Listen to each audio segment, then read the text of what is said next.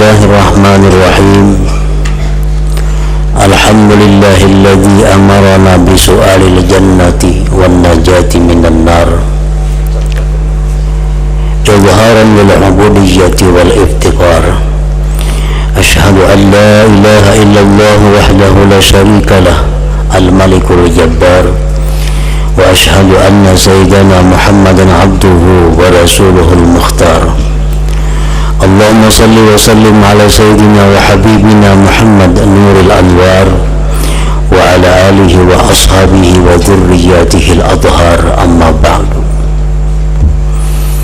Yang kita hormati dan kita cintai para habaib dan para alim ulama,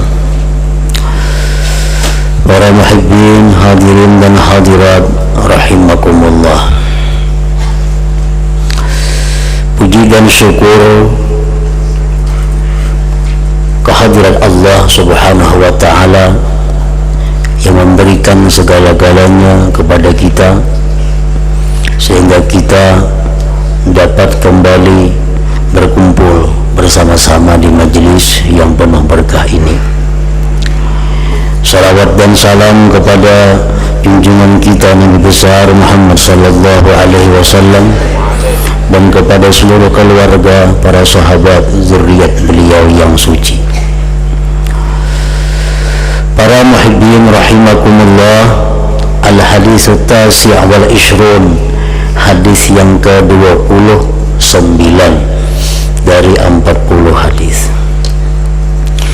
An Mu'adz bin Jabal radhiyallahu anhu qala qultu ya Rasulullah akhbirni bi'amalin yudkhiluni al-jannah wa yub'iduni anin nar. Qala laqad sa'alta an 'azim wa innahu layasirun 'ala man yassarahu Allah ta'ala alayhi. Ta'budullah la tusyriku bi syai'a wa tuqimus shalah wa tu'tiz zakah wa tasum ramadan wa tahujjul bait. ثم قال له ألا أدلك على أبواب الخير الصوم جنة والصدقة تطفئ الخطيئة كما يطفئ الماء النار وصلاة الرجل في جوف الليل ثم تلا تتجافى جنوبهم عن المضاجع حتى بلغ يعملون ثم قال ألا أخبرك برأس الأمر وعموده وذروة سنامه قلت بلى يا رسول الله قال رأس الأمر الإسلام وعموده الصلاة وذروة سنامه الجهاد ثم قال ألا أخبرك بميلاد ذلك كله قلت بلى يا رسول الله فأخذ بلسانه ثم قال كف عليك هذا قلت يا نبي الله وإنا لمؤاخذون بما نتكلم به فقال ثكلتك أمك يا معاذ وهل يكب الناس في النار على وجوههم أو قال على مناخرهم إلا حصائد ألسنتهم رواه الترمذي وقال حديث حسن صحيح. Dari Mu'adz bin Jabal radhiyallahu anhu, beliau berkata, aku berkata kepada Rasulullah sallallahu alaihi wasallam, wahai Rasulullah, kabarkan kepadaku dengan amalan. Artinya minta amalan kepada Nabi. Amalan untuk apa? Yudkhilunil jannah wa yubaiduni anin nar. Minta amalan supaya masuk surga dan jauh daripada api neraka.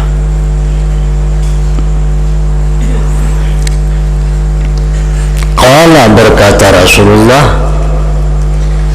laqad sa'alta an 'azim. Sungguh engkau meminta sesuatu yang besar. Engkau meminta sesuatu yang agung. Engkau meminta sesuatu yang sangat hebat, yang sangat mulia.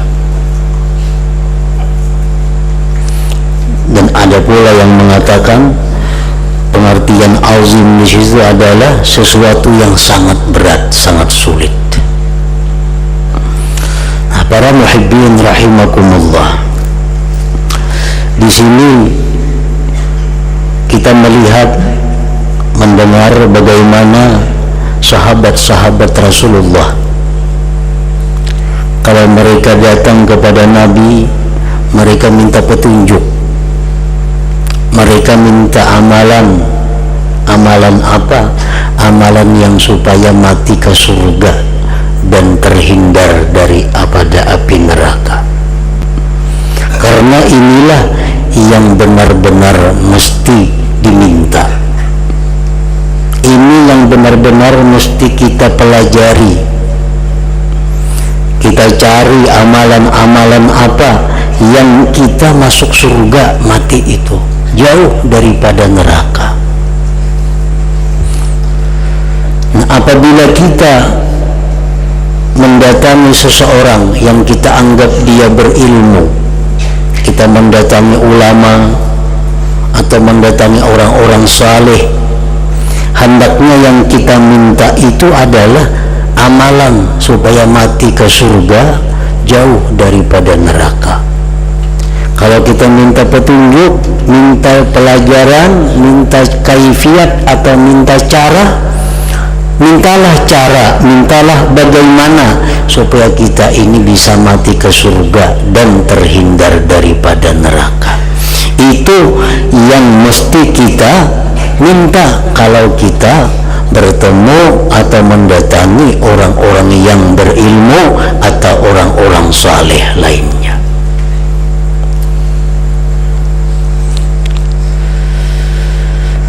Rasulullah Sallallahu Alaihi Wasallam pernah didatangi oleh sahabat. Sahabat ini bertanya kepada Nabi urusan dunia. Petakon lawan Nabi urusan dunia. Contohnya urusan dunia itu kayak apa supaya baik berusaha, kayak apa dagangan apa yang baik didagang. Nah, itu urusan dunia. Nabi kita menjawab, antum a'lam di duniakum. Biar Nabi ikam lebih tahu urusan dunia itu. Ikam ke pasar hari-hari juk-juk aku ada. Napa nakuni aku urusan usaha itu napa nang baik. Ikam nang orang pasar, ikam nang orang dunia, ikam lebih tahu apa nang baik usaha itu. Jangan ditakunakan lawan tuan guru. Berusaha apa nang baik ulun nih, tuan gurunya hanya kada berusaha nang ditakunin itu.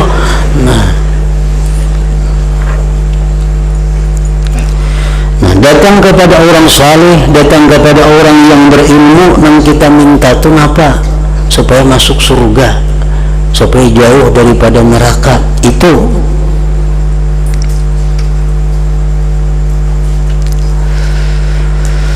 dan Nabi pun menyambut dengan hebat. Ujar Nabi, engkau wahai Muaz meminta sesuatu yang agung, sesuatu yang mulia, sesuatu yang sangat hebat, atau sesuatu yang sangat sulit, sangat payah. Wa innahu la yasirun ala man yassarahu Allah ta'ala alaih. Dan itu ujar Nabi mudah. Amalan masuk surga itu nyaman, supaya jauh daripada neraka itu nyaman. Ala man yassarahu Allah ta'ala alaih, atas orang yang dimudahkan Allah atasnya. Kalau kita sudah ditakdir oleh Allah sebagai ahli surga, tidak ada sulitnya kita mengamalkan amalan yang membawa ke surga. Kita sudah ditakdirkan Tuhan, kita ini ahli surga. Kada ada sulitnya mengamalkan amalan yang menuju ke jalan surga. Tapi kalau kita memang ditakdirkan Allah celaka, takdirnya bukan penghuni surga, maka amalan surga yang sekecil apapun sangat sulit dilaksanakan, sangat payah dilaksanakan, karena kita bukan ahlinya, karena kita mengamalkan yang bukan punya kita. Orang ditakdirkan Tuhan celaka, artinya matinya masuk neraka. Nah, orang ini diberi amalan ke surga, kada mau rasuknya. Walaupun suruh membaca selawat 3 kali sehari, ya tuhnya kada ingat. 3 kali sehari selawat banyaknya jar, 3 kali sehari. Kenapa? Lain pakaiannya, lain ahlinya.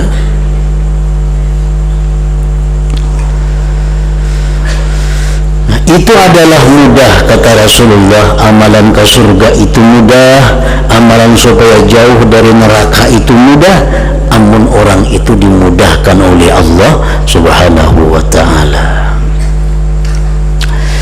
Nah, ujar Nabi kita, pertama, wahai Mu'adz, ta'budullah la tusyriku bihi syai'a. Amalan masuk surga itu adalah ta'ti bi anwa'il ibadah hala kaunika mukhlisan lillah. Engkau datangkan, engkau kerjakan berbagai macam ibadah dalam keadaan ikhlas karena Allah. Nah, itu satu.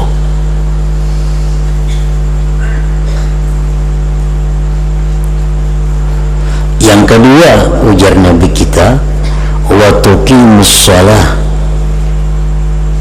engkau dirikan sembahyang. Engkau dirikan sembahyang. Nabi kadang mengatakan engkau laksanakan sembahyang, kada.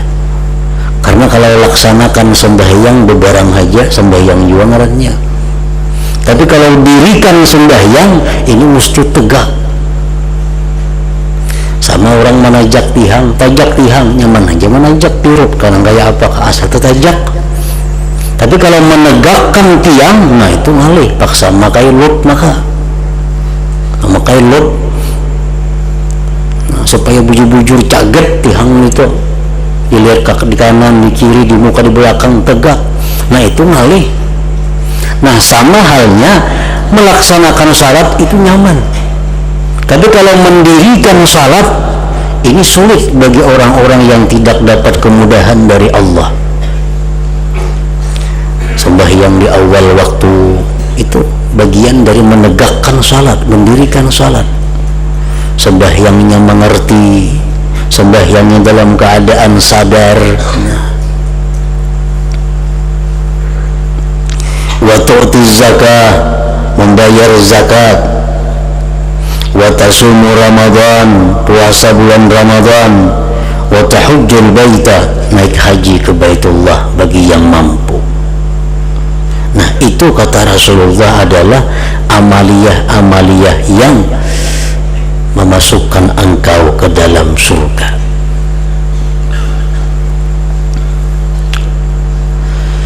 Summa qala lahu, kemudian Rasulullah berkata kepada Mu'adz bin Jabal, ala adulluka ala abwabil khair, ijam maulah jar Nabi kupadahakan pintu-pintu kebaikan. Pintu-pintu kebaikan. Pertama, ujar Nabi, as-sawmu junnah. Puasa itu adalah perisai.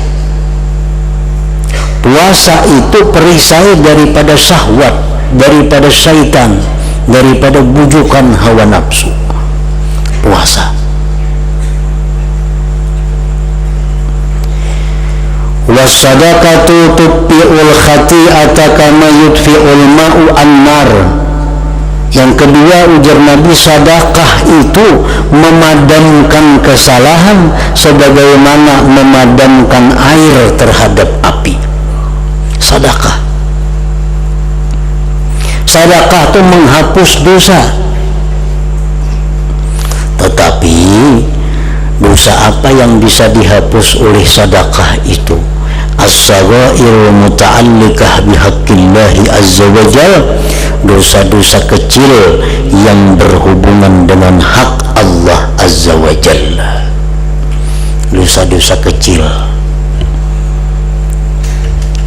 Sebenarnya dosa itu kecil kalau kada diulang-ulang, namun diulang-ulang jadi besar. Dosa kecil yang hanya berhubungan dengan hak Allah itu bisa terhapus dengan sedekah. Umpamanya membuka aurat, nah itu dosa kecil. Kalau kada kebiasaan, kalau sudah kebiasaan buka aurat hari-hari itu jadi besar. Contohnya, ammal kabiratu fala yamhuha illa taubah. Adapun dosa besar itu kadang mau mesti tobat. Kenapa dosa besar? Seperti meninggalkan salat, itu dosa besar. Atau dengan sengaja mengeluarkan salat dari waktunya, itu dosa besar. Itu kada terhapus dengan sedekah, itu mesti tobat bujur-bujur kepada Allah.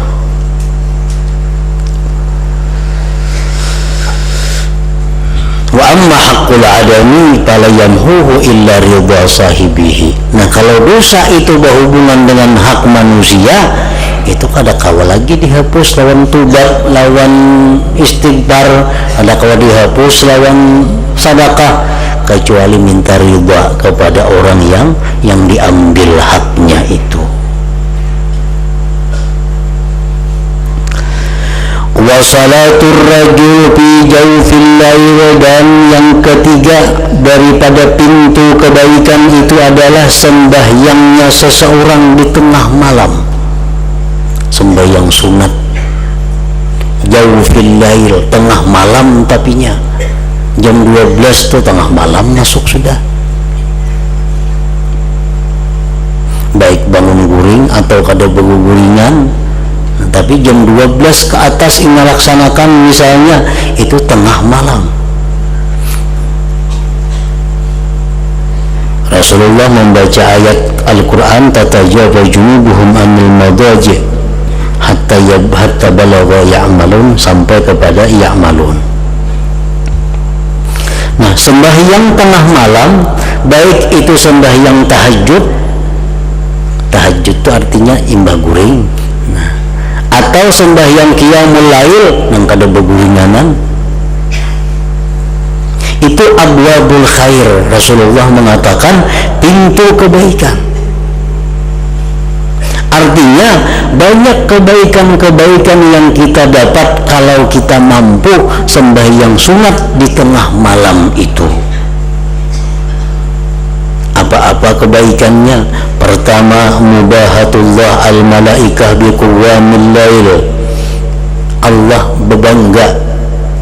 berbangga kepada malaikat-malaikat.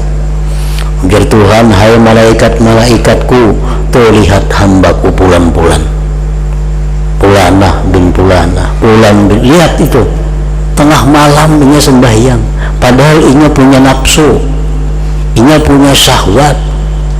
Menikam majar itu ada penafsu, hai malaikat. Malaikat sembahyang 24 jam kada apa-apa, ini kada benafsu. Nak makan kada, nak minum kada, awak kuat terus, ada jadi masalah. Tapi kalau itu hambaku dia pulang, jar Tuhan, ini hendak makan ada, hendak minum ada, lapahnya ada, tapi lihat dia sembahyang tengah malam. Nah, dibanggakan Allah di tengah-tengah malaikat. Satu. Yang kedua, kebaikannya orang yang bangun di tengah malam sembahyang sunat itu adalah dukhulul jannah bighairi hisab. Dia masuk surga kada melalui proses perhitungan. Dia masuk surga kada melalui hisab.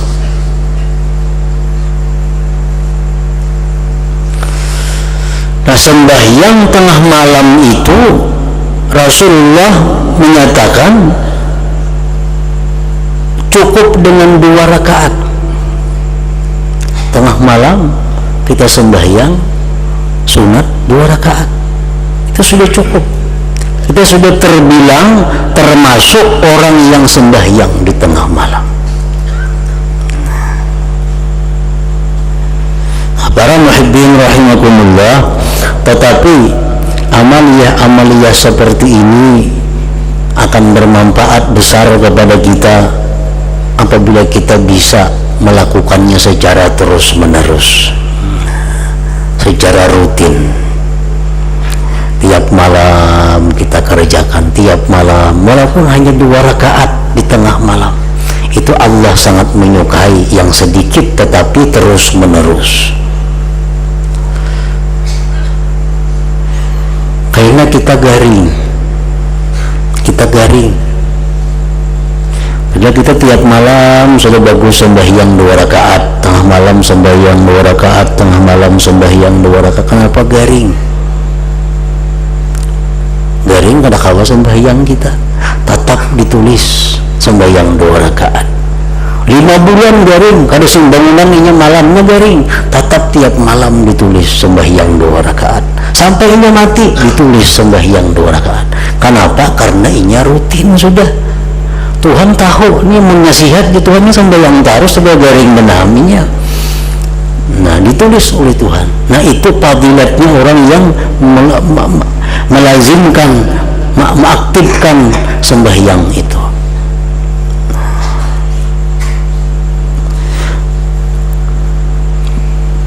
Man qama minal lail walau qadra halbi syatin kutiba min qiyamil lail, sabda Rasulullah. Siapa bangun tengah malam sembahyang walaupun hanya sekedar memarah susu kambing, ini 2 rakaat tadi sekurang-kurangnya, maka dia dicatat sebagai orang yang bangun di tengah malam.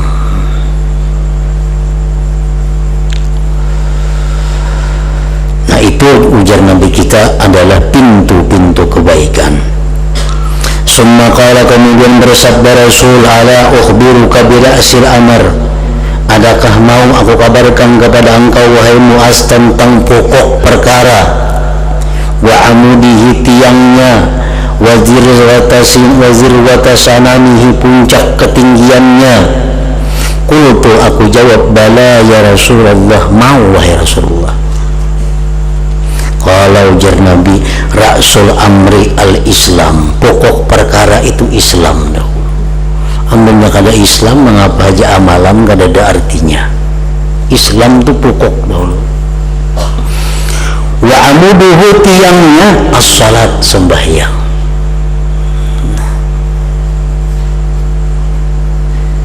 Puncak ketinggiannya adalah al-jihad, berjuang di jalan Allah subhanahu wa ta'ala.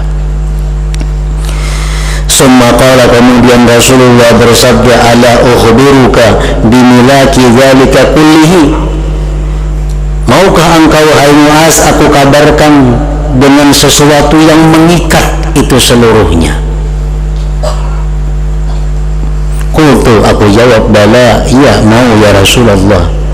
Fa'akhadha bilisanihi, Nabi memegang lisan beliau, kemudian bersabda beliau, tahanlah atas engkau ini lisan. Ini lisan ini Nabi, ini pengikat semuanya. Aku berkata kepada Nabi, ujar Sayyidina Muaz, ya Nabi Allah, wa inna la mu'akhadzuna bima natakallamu bih, adakah kami ini nanti disiksa dengan ucapan-ucapan kami? Rasul menjawab, sakilatka ummuk ya Muaz, tidak tahukah engkau wahai Muaz, tidak ada yang mengelungkupkan manusia dalam api neraka atas wajah mereka atau hidung-hidung mereka, melainkan buah daripada lisan-lisan mereka. Ujar Nabi kita, aksaru khataya bani Adam min lisani, paling banyak dosa manusia itu didapat dari lisannya. Kayak apa aja banyaknya ibadat, kayak apa aja banyaknya beramal, kalau inya kada bisa menjaga lisannya, maka ibadah itu tahambur, kada ada yang mengikat. Dengan sebab satu kata-kata yang diucapkan, ibadat seumur hidup bisa hangus. Bisa hangus. Padahal berpuluh-puluh tahun tahajud, berpuluh-puluh tahun menuntut ilmu, beribadah. Tapi karena ini kalau bisa mengendalikan lisan, diucapkannya satu kalimat, maka ibadah seluruhnya dihapus oleh Allah. Nah, makanya lisan ini sangat berbahaya. Artinya ada kalimat-kalimat yang bila kita ucapkan, seluruh amal kita terbakar. Ada kalimat-kalimat yang bila mana kita ucapkan, amal kita seluruhnya dikurangi pahalanya.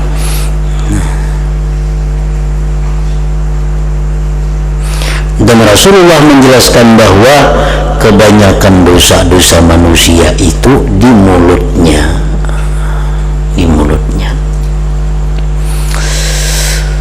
Apa-apa dosa di mulut banyak benar. Jangan di pembanyaknya tadi. Yang pertama antara lain al-qaul 'ala Allah bighairi ilmin. Orang yang berbicara atas nama Allah dengan tiada ilmu. Orangnya sedikit jar Tuhan padahal kada mengaji. Itu kan dimuliakan oleh Tuhan. Dan Tuhan memuliakan aja itu. Nah, ini adalah perkataan-perkataan yang membahayakan. Berkata atas nama Allah tapi kada di dasar ilmunya.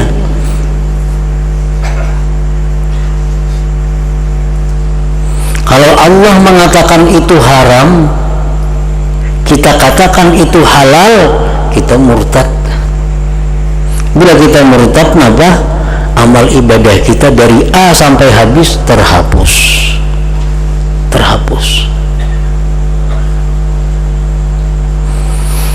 Yang kedua, asyhadatu zur, penyaksian palsu, saksi-saksi palsu, saksi-saksi yang diulah, yang direkayasa.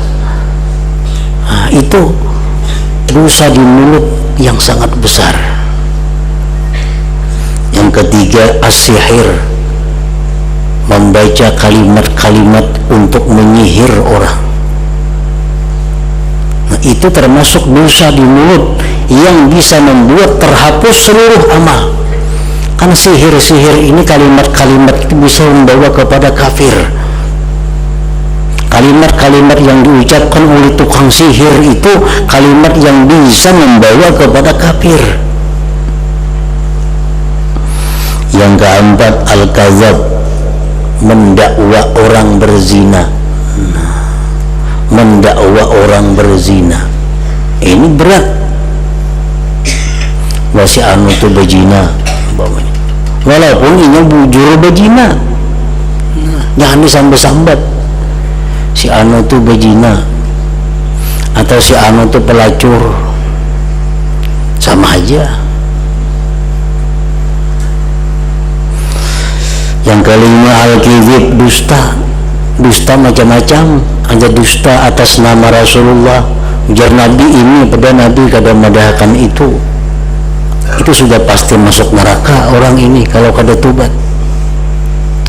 Ada yang dusta untuk mengambil keuntungan duniawi, ada yang dusta hanya untuk meninggikan martabat diri, ada yang dusta supaya dipercaya orang. Nah, macam-macam jenisnya dusta. Pokoknya itu adalah dosa mulut. Yang keenam, al-ghibah, menggunjing orang. Yang ketujuh, an-namimah, menganjur atar. Orang yang bagus asalnya bersahabat bakawan, dianjurnya ke sana kamari jadi bahwa. Yang kedelapan, istihza, mengeluarkan kata-kata mengulu-ulu orang lain, mengiau orang lain dengan gelar yang tidak disenanginya. Dalam Al-Quran disebut wala tanabazu bil alqab, jangan bakiau-kiauan dengan gelar. Kalau punya kada katuju digelarin itu. 9, al-la'nat, kata-kata laknat. Kata-kata laknat ini ucapan seperti sitan itu umpamanya, atau jahannam itu kata-kata laknat. Ini ada satu perkataan yang dianggap dosa. As-sabbu, menyumpahi, buhel ikan ini tambuk bangsat. Nah, itu kata-kata yang sifatnya menyumpahi. Asyatmu, mencela. Wa ibsa'u sir, membuka rahasia.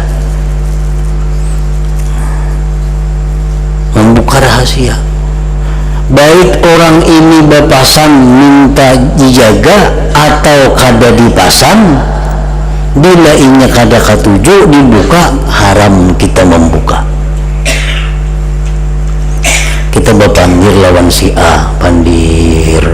Nah, kada depannya bapak sami rahasia lah kada ada. Nah, kita pandirakan ke lain. Inya kada katuju. Itu ngarannya adalah membuka rahasia. Itu sudah satu dosa. Al-buhtan ma'ada-ada. Nah, ma'ada-ada. Nang kadada diada-akannya. At-tahris ma'adu domba, mengipas-ngipasi. Orang asal bahwa halus saja hualnya, dikipasinya jadi kenal hual orang. Nah,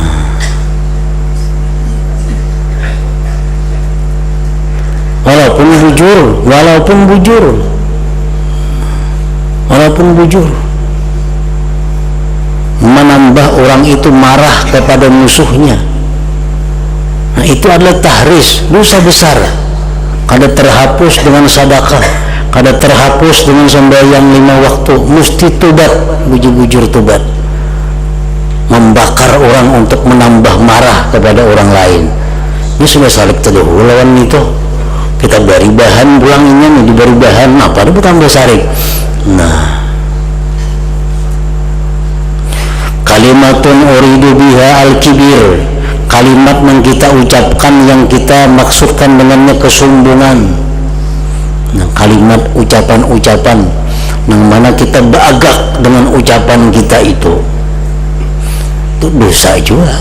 Kalimatun uridu biha riya, kalimat yang dikehendaki dengannya adalah ria. Kita mengisah-ngisahkan amalan kita bahari, itu kalimat yang tujuannya untuk ria umpamanya, itu dosa. Walhasil banyak seperti apa yang disabdakan Rasul, aksaru khataya bani Adam min lisanihi, kebanyakan dosa manusia itu didapat dari mulutnya. Dari mulutnya. Jadi bagaimanapun kita beribadah, bagaimanapun kita banyak taat kepada Allah, kalau kada diikat dengan menahan lisan, maka ibadah yang kita lakukan itu bisa kada kita dapati manfaatnya di akhirat, habis tabulirik di dalam dunia ini. Nah, itu yang dikatakan Rasulullah, milaki dzalika kullihi, pengikat ini seluruhnya adalah tahanlah lisan. Kalau kita kuat beribadah, banyak beribadah, ditambah kita mampu menahan mulut daripada berkata-kata yang tidak benar, nah itu adalah keselamatan, keberuntungan yang besar bagi kita. Nah, kemudian hadis yang ke-30. Ila hadratin Nabi sallallahu alaihi wasallam, al-Fatihah. Bismillahirrahmanirrahim.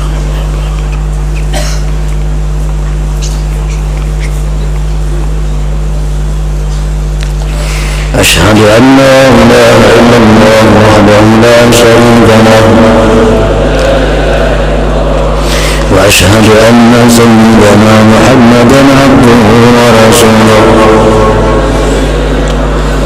لا إله إلا الله نستغفر الله لا إله إلا الله نستغفر الله لا إله إلا الله نستغفر الله لا إله إلا الله ونتوب إلى الله لا إله إلا الله محمد رسول الله صلى الله عليه وسلم ويا أيها